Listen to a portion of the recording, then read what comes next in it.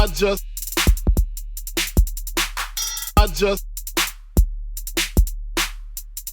speak my peace, keep my peace.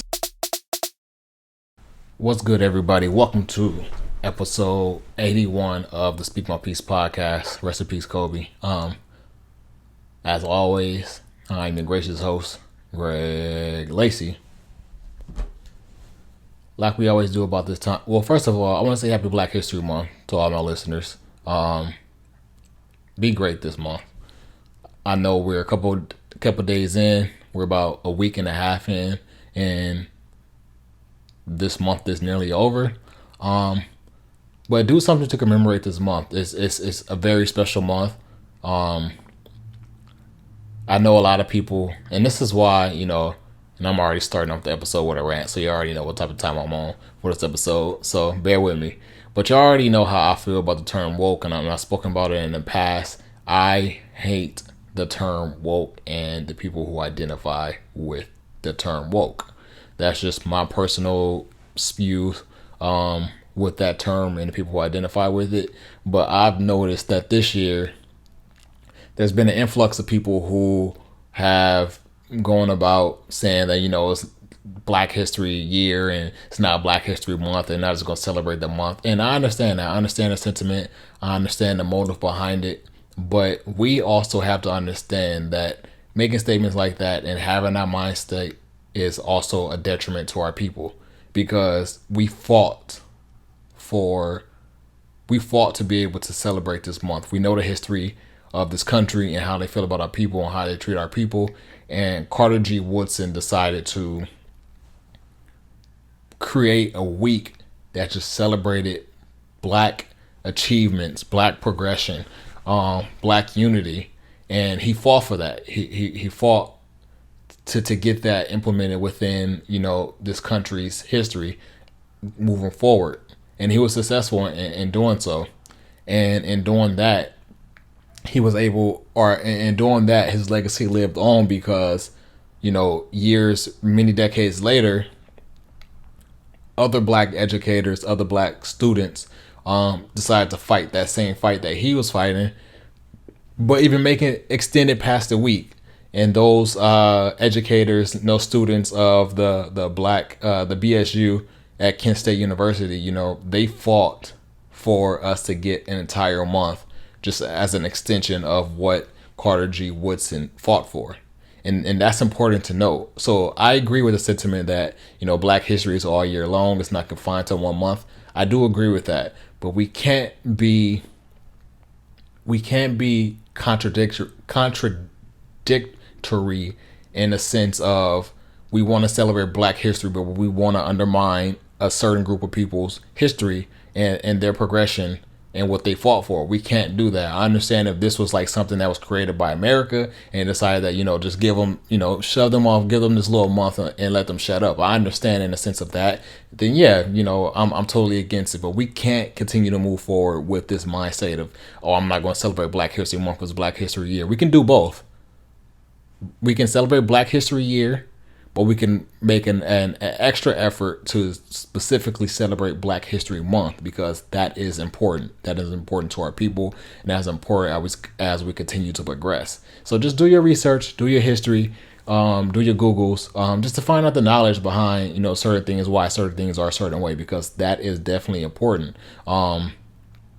With things like this, we can't undermine the hard work of our people and the history of our people, because this is very important. Me personally, Black History Month means a lot to me, just because of all the birthdays we celebrate in Black History Month, just because of that month being dedicated to, informing our people or informing the youth of the history of Black people and achievement of Black peoples. I like how my people also just celebrate the month. Like I'm aside from, obviously personally, for those of you who know me personally, that February is my birth month. So aside from that, just I like the mood that my people are in that month, and celebrating each other and coming together and just achieve and bringing forth the achievements of our people. That's definitely important. Again, I started off the episode like this, so it's going to be a very long one. Hope you all missed me because I missed you.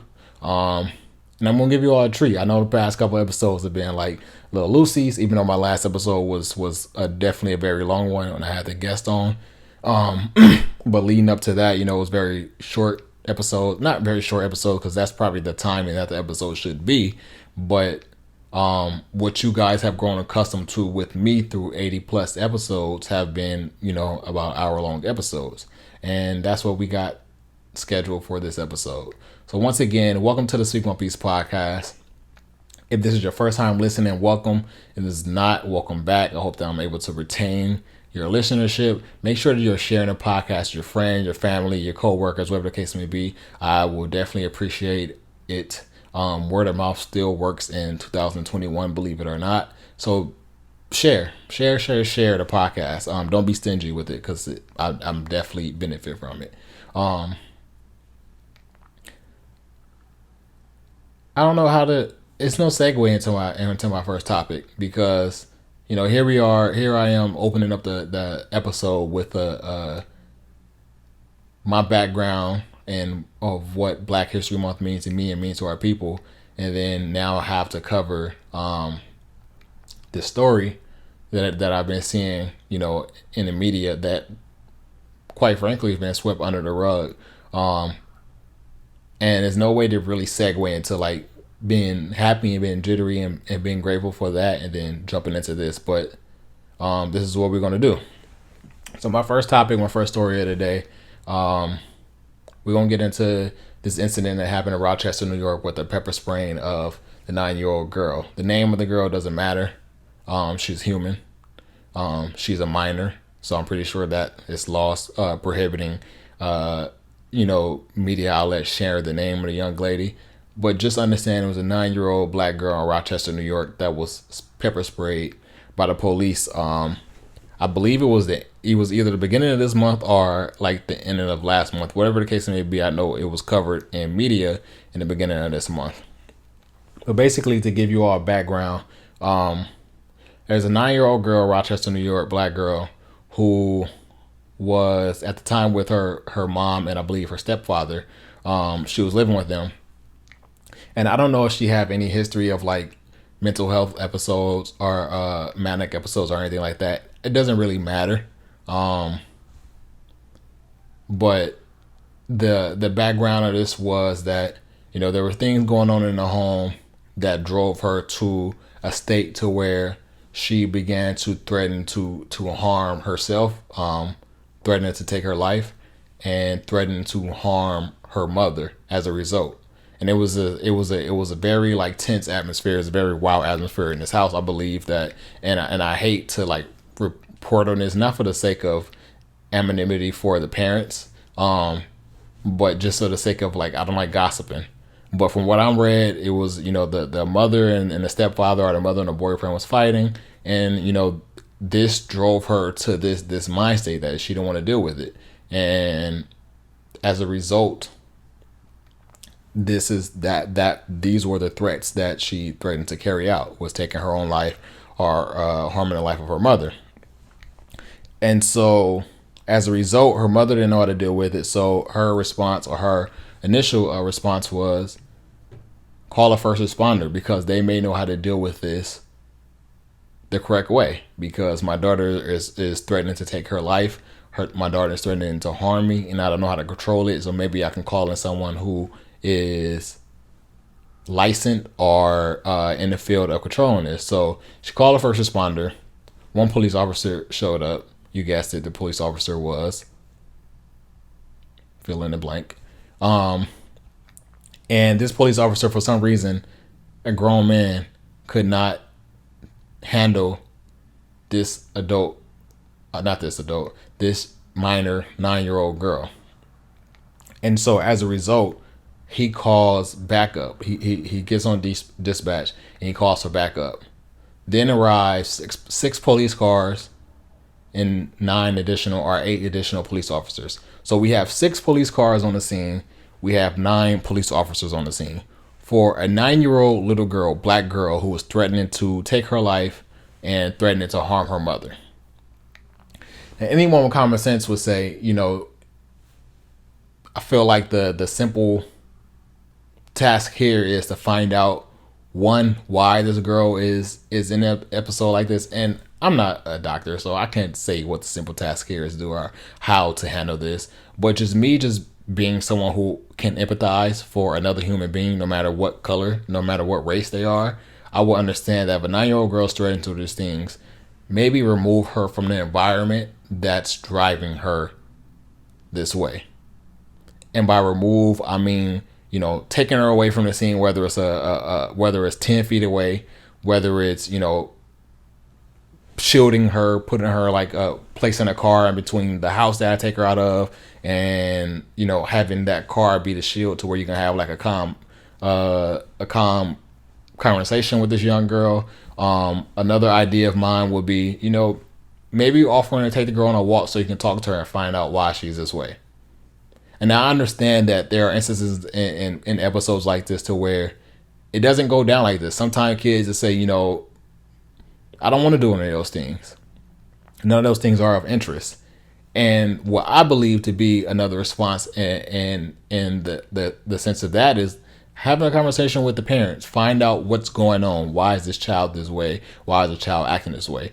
Never in my mind would I think to inflict harm on a 9-year-old child that is threatening to take their life. Like, you're going to expedite that action that this child is threatening to carry out. That's just me having common sense thinking. So to get back to the scene and what happened, so we have 9 officers total on the scene. We have a 9-year-old girl who's threatening to take her life. And what these idiotic officers decide to do is put this 9-year-old girl in handcuffs. Not only do they put this 9-year-old girl in handcuffs, as they're putting her in handcuffs, obviously she's fighting. She's a 9-year-old girl. Like, being in handcuffs is not comfortable. I will tell you all, as a 28-year-old male who's been in handcuffs twice in my 20s, being in handcuffs is not comfortable. Whether the handcuffs are loose or not, it's not a comfortable feeling. You're putting your hands behind someone, putting your hands behind your back, whether it's a handcuffs, whether it's a zip tie, whether it's a rope, whatever the case may be, is never a comfortable feeling. You not being able to access or use your hands is not a comfortable feeling. So I can only imagine how this 9-year-old girl feels being shoved to the ground and, you know, putting her hands behind her back and being put in these cold handcuffs. And so they put the young girl in handcuffs. Obviously, as a child, as a minor, if somebody puts you in handcuffs, you're going to squirm, you're going to fight, because it's, again, this is an uncomfortable feeling. Mind you, already going through episodes where you threaten to take your life and threaten to harm other people. So you're already not in the right mind. And so these officers' response was to put this young girl in handcuffs. These officers' response was to drag this girl through the snow. These officers' response was, after dragging her through the snow, to shove her in the back of a squad car. And then when they try to shove her in the back of the squad car and a young girl refuses to put her legs fully in the car, you know what they do? They pepper spray her. Now, mind you, while all this is going on, while they're putting her in handcuffs, while she's fighting, you know, squirming, whatever the case may be, no one's life is ever threatened. She doesn't brandish a pistol. She doesn't pick up a stick. She doesn't pick up a pole. She doesn't do anything to harm anyone's life. But because the 9 officers who are responding to a 9-year-old girl, I guess they decided, hey, let's have one officer for each year she's been on this earth. I'm not sure what the logic is here. But they decide that, you know, we have these 9 officers and we can't control her, so let's pepper spray her. Literally, why all this is going on, and how I know this is because it's caught on tape. You can Google it and you'll find the video. But while all this is going on, there's the one officer, he's saying, you know, stop acting like a child. And her response is, I am a child. Like, I don't know. I don't.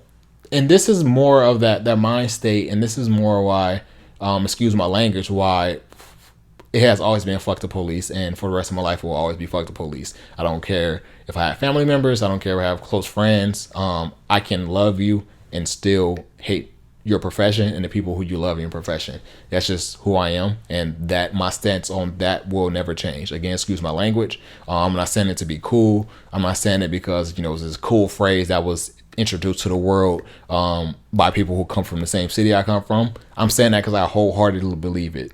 I am against everything that police represents.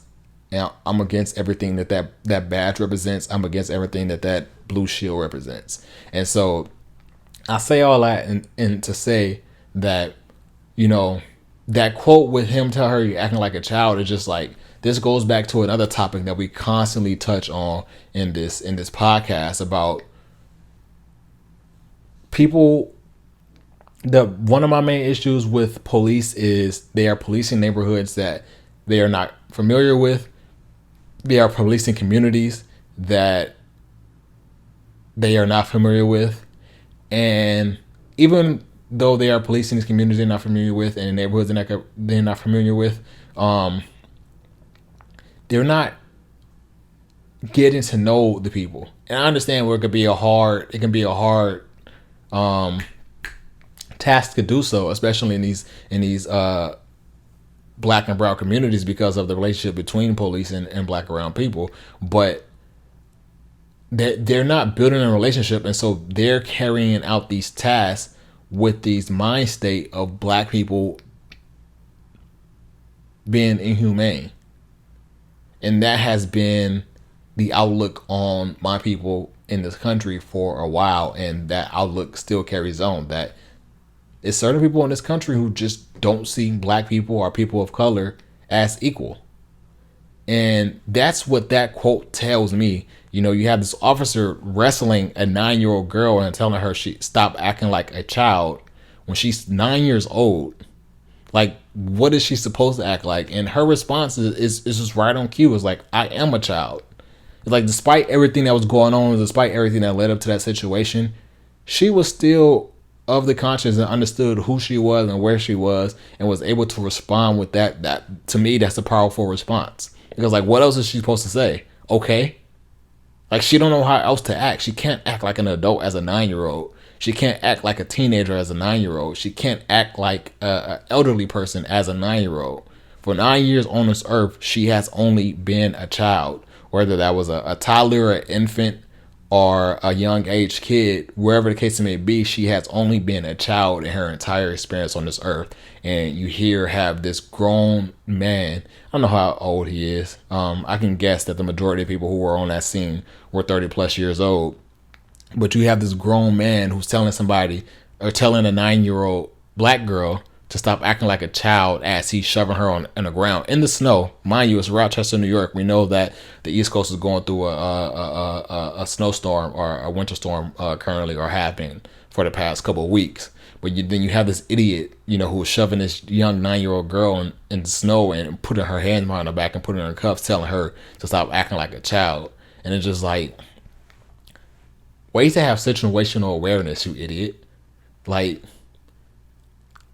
first of all, why was this your response to this incident? Like, I thought part of their trainings was de-escalating events. Like, where is the de-escalation here?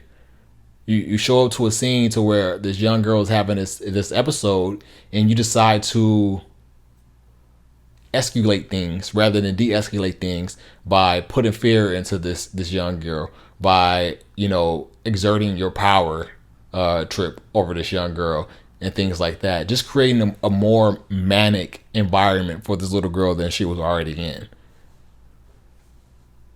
And then another one of the quotes, aside from that was why she was being put in handcuffs. The next was that led to her getting pepper sprayed is when they was in the back of the squad car and she refused to put her legs in the car because she didn't want them putting her in the back of the squad car and she didn't want them closing the door. As they're trying to do this, for some reason, why 9 officers can't pick up a 9-year-old? First of all, she shouldn't have been in the back of the squad car in the first place. But that's besides the fact. They did the idiotic thing and they put her in the back of the squad car. But now that she's here and they can't get her legs in the car, instead of one person picking up this young girl's legs and sitting them inside the car, they're constantly using force on her and harming her and bringing harm to her. And when she still refuses to put her legs in the car, you see one officer visibly gets upset and say, forget it, just pepper spray her. And this just goes back to that inhumane thinking of these people. Again, I won't disclose. If you've been listening to this episode or listening to this podcast for any episodes, you know what type of people I'm speaking about. But these people have this inhumane thinking of our people and people who look like us because they don't see us as equal. So when they get into situations like this, they treat us like animals. And this is a great example of that. It's not a great, I don't want to use great for this because it's a terrible example, but this is exhibit one of a million so far, or probably billion in the history of this country, of them seeing us or treating us as animals because they don't see us as equal.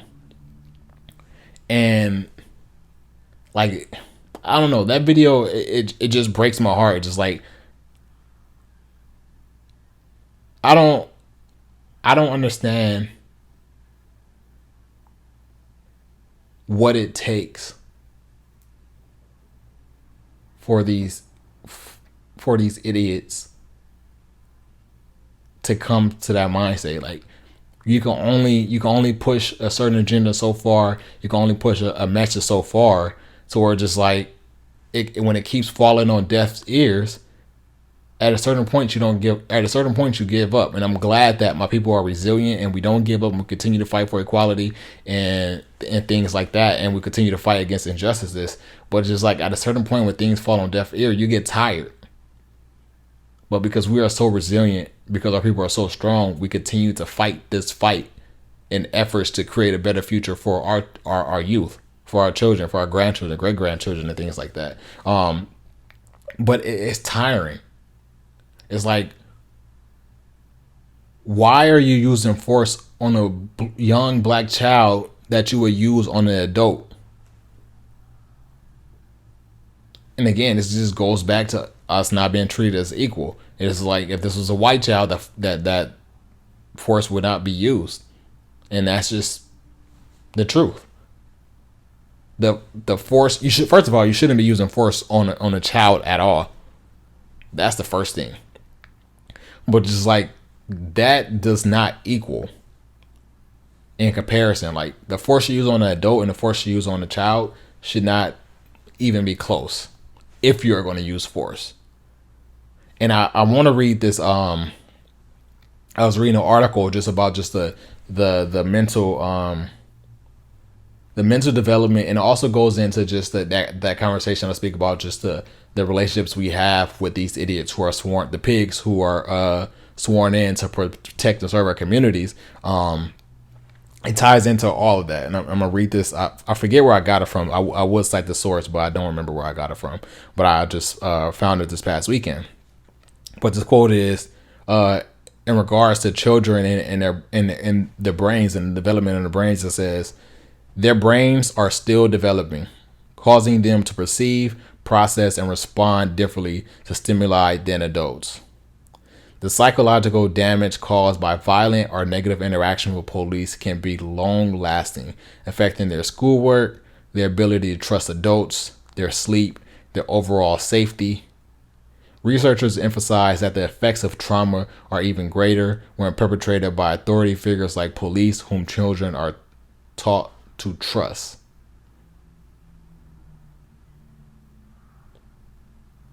It's like, that is everything that I believe in regards to instances like this in a nutshell.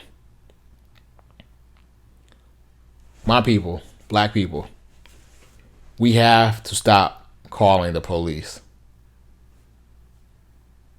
And I understand that certain things happen in our lives, whether it's a car being broken into, house being broken into, a relative taking their last breath, a relative life being taken, somebody being injured. We dial 911 for emergency. That's literally what 911 is for. You call a dispatcher. The dispatcher have either a firefighter, ambulance, or police arrive to the scene. You don't get to choose who arrive, but I think that a utopia for me, for my people, is moving more towards building up communities, as they once were in the 60s, in the 70s, in the 80s, I think once we get back into that form, we'll be less reliant upon these people, and we won't have to worry about them. I think that we have to communicate more within our communities so that in times of crisis, we're able to rely and depend on our people. For instance, let's say that, let's say somebody in your house, let's say your grandfather, your father, whatever the case may be, may have a heart attack. And obviously your response would be to call the police. But let's say that you know that in your community or 2 blocks down, there's a doctor or there's a nurse. And so they are trained and they are licensed to respond to things like this. And instead of dialing 911, you can dial up Susan. Susan is not a black name. I don't know why you Susan. But you can dial up Susan like, hey Susan, my uncle is having a heart attack. I don't know what to do. Can you come down there and help me real quick? And she can rush down there and she can help assess, whether or not she can help or a first responder needs to be called. Granted, this type of thing is not going to happen overnight, but I'm just telling you all what utopia looks like for me. I think the more that we communicate with people, our people, the more we learn more about the people who we are in cohabitating with in these communities, in these neighborhoods, and the more reliant we can become amongst our people rather than those people, if that makes any sense.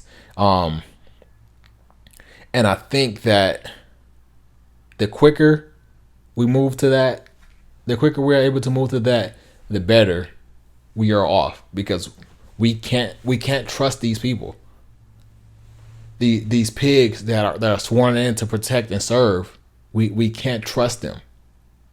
And this incident that happened with the 9-year-old girl reminds me so much of the tragic death of Elijah McClain, a young black kid who, had a history of mental health episodes, and because of the pigs that had this interaction with him, they didn't know how to respond to the interaction they was having with him, so they decided to use force, and that force unfortunately led to his untimely demise. Thank God this 9-year-old girl's life was not taken. I want to say thank God that it was only pepper spray, but I don't want to thank God for that. I've never been in pepper spray before, but the high school that I went to, niggas used to be fighting all the time, and niggas used to get pepper sprayed all the time. I was never the nigga in the crowd, and I probably shouldn't be using that word as much, but I was never the person in the crowd that was getting pepper spray. I was never a person that was causing the rupture to lead to someone getting pepper sprayed, but I always witnessed, the fights, the riots, and seeing people getting pepper sprayed and how they was coming out of those crowds. And the people that I witnessed getting pepper sprayed and people I witnessed coming out of them crowds coughing and crying, it did not look like a great experience. And these are teenagers. This was high school, so people 15, 16, 17, 18 years old. So they're teenagers, nearly young adults, and they're getting pepper spray and they're just having the worst experience. So just imagine, if you have not seen this video, just imagine what this 9-year-old girl was going through with this experience of being pepper sprayed. It's unfathomable. It's unimaginable that a call from a mother to, ask for help with her daughter who was going through an episode, that's what it led to. Like, I just don't get it. But again, we have to continue. We have to get back to where we were and building up communities. And the only way we get to that is taking care of ourselves and breaking generational curses. Another reason why, communities aren't as strong as they used to be is because back in the 60s and 70s and 80s, our parents and grandparents, they owned, or our grandparents owned homes. Their parents owned homes. And so, they live in these homes for so long that you have to learn and communicate and be able to trust these people that you live around, because y'all been cohabitating in this specific area of this pocket of the city for so long that eventually you're going to have conversations. Eventually you're going to have block parties. Eventually you're going to have 4th of July parties, whatever the case may be. But I think this is part of breaking the generational curses. Something happened in between, those times in the 60s, 70s, and 80s, to where there was a gap to where our parents and their parents may not being able to attain homes because of a lot of reasons, of a lot of things that were up against them. But this generation now, we have to recognize that, and we have to get back to that, to those beautiful times, to where we own homes, and the person in the house next to us looked like us, and the person across the street from us looked like us, and a person on the street behind us looked like us. And the only way we do that is to break curses and be able to manage money, and be able to manage our credit, and be able to take care of ourselves, to put ourselves in a position to create these type of communities, because that's what's important. I feel comfortable, and I don't know if this is a thing like all black people, but I feel most comfortable around my people. I don't care what situation it is. I can be in the worst neighborhood. I can be in a crime affected neighborhood, wherever the case may be.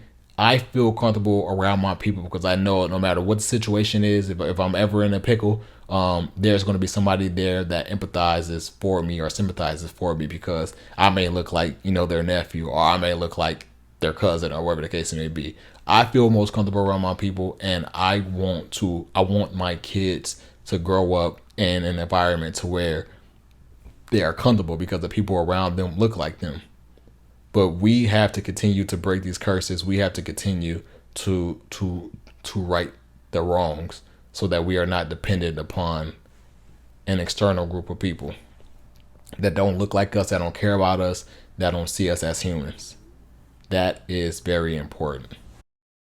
And honestly, that is the perfect segue into my last and final topic for this episode, which was going to be the main topic, but I refuse to not cover that incident, because that's something that young girl is going to live with for the rest of her life.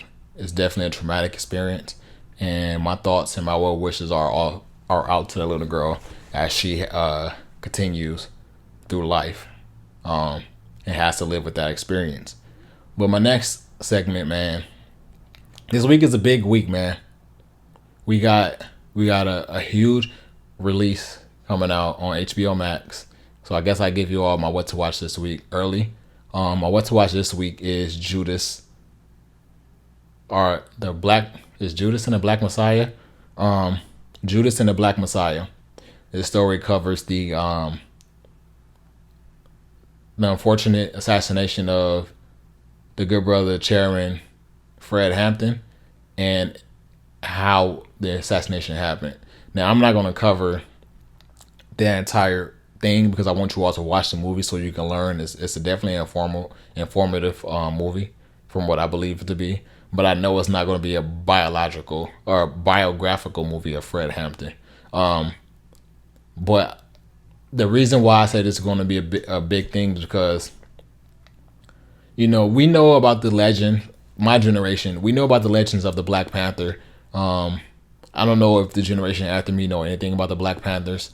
But I know that people around my age, we know about the legends of the Black Panthers and the things that they've done and the things they created. But we know the stories of the Black Panthers aren't shared enough, and is not accessible enough for my people or for people to even, widely know about it.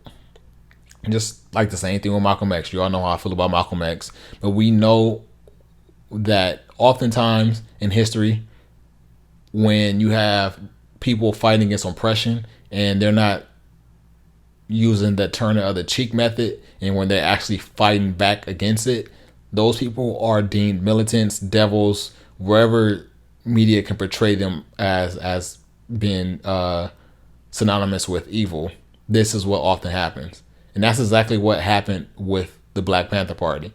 We had this party whose mission was to serve and protect our people, which was I was just speaking about in the last episode, in the last topic. Serving, protecting our people, and providing for our people. And specifically, Fred Hampton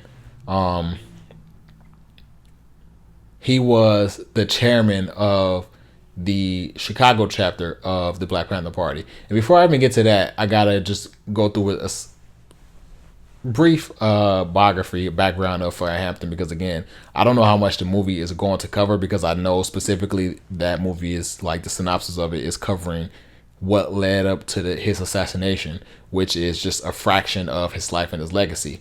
But Chairman Fred Hampton was born. I'm reading off my phone. I don't even want to make it seem like I'm going on top of my head like this.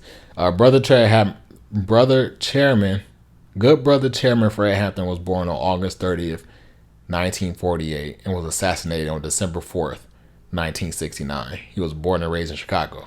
The reason why I'm giving you all his birth date, because I want you all to imagine this man was 21 years old, and he accomplished so many great things in his life, and his life was taken. He barely turned 21 a couple months prior, and his life was taken at 21 years old.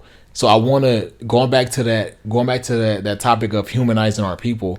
When you all watch this movie, if you're being introduced to Fred Hampton for the first time, I know it's kind of hard to imagine his youth, because the actor who is portraying him is not young. I don't want to say he's old, but he's not young. So it's kind of hard for someone in their 30s to show the actual youth of a 21-year-old, or maybe there is a possibility to do that. I hope that that Daniel does that is able to counter that. But I know a lot of you may watch this movie and you may see certain things happen. You may see the way he carried himself, and you may just be in the mindset like, wow, this was a grown man that was handling things. No, this was a very young man. This man's life was taken a couple months after him turning 21. And that is powerful. Getting back into his short biography, from an early age, he excelled in both academics and athletics. I believe he lettered in 2 sports. I believe it was baseball and basketball while he was in high school. He graduated high school with honors. And then once he graduated high school, he went on to college. During his time in college, I believe like his first year in college, he joined the local chapter of NAACP. And during his time with the NAACP, he quickly rose to the ranks of leadership just because of his role within the youth council, and how much people attracted to his messages, how much people followed him, and how much people just trusted into him leading them. So he quickly rose to the leadership role within the youth council of the local chapter of the NAACP within Chicago. And this brought attention to the Black Panther Party. The Black Panther Party was headquartered in Oakland, which is in California, and Fred Hampton was still in Chicago. So this is just how much noise he was making within his community and also around the world, that it traveled to Oakland, and the chairmen and the presidents and the founders of the Black Panther Party trusted him to open up and take over Chicago chapter. Before I even get into that, in the Chicago chapter, he amassed 500 members in the NAACP chapter of Chicago during his time. 500 members is a lot, especially in a community that was only comprised of about 20,000 people. Just think about how many basketball players you know. Just off the top of your mind, you can go current, you can go old. You probably wouldn't name 500. Not to say that you can't name 500, but there will probably be a lot of names that you will forget. And even if you are able to name 500 basketball players, by the time you get to that 500th person, you're going to realize, wow, that is a lot of people. So just think of a neighborhood or a city comprised with 20,000 people, and this man was so well in orating. This man was so well in his leadership. This man was so well in being able to relate to the people that he was able to get 500 people to sign up and join that local chapter of the NAACP.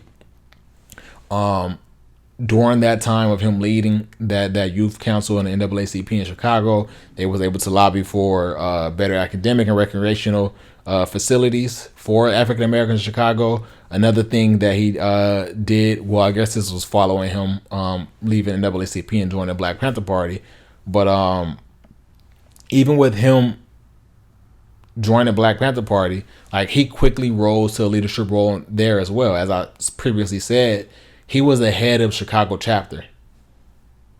Again, you all have to remember that this man's life was taken at 21. So he was doing all this activism. I forgot to say as well, when I was going through his college, he was majoring in pre-law. So even when he joined the Black Panther Party, people started getting in trouble and the police started, putting more attention on these people, he was one of the main people that was, aside from the council, aside from the lawyers who were representing, the Black Panthers, he was also the person who was providing, advice for the members of the Black Panther Party, just because he was so advanced, because he was so studious, and because that's how much he has picked up in his short time on this earth in regards to law. And a lot of times he was very successful in getting his people out. And I apologize for the dog barking in the back if y'all can hear that. I don't know. I have like neighbors from across the way who has like a little poodle, and that thing barks all night. Anyways, getting back to Fred Hampton. So he experiences his leadership. He showcased his experience with the NAACP and his leadership is what excelled him to the head role in the Chicago chapter of the Black Panther Party. And during his time as a leader, he was able to broker a non-aggression agreement between the local gangs in Chicago, basically ceasing aggression, ceasing violence amongst the local gangs, because he stressed to them how the continuous conflict between them was keeping the youth in poverty. And this also allowed him to showcase and bring awareness to how bring awareness to class consciousness amongst his people. Now, I know I'm reading through all this fast, but you all just have to think about all the things that I'm reading off.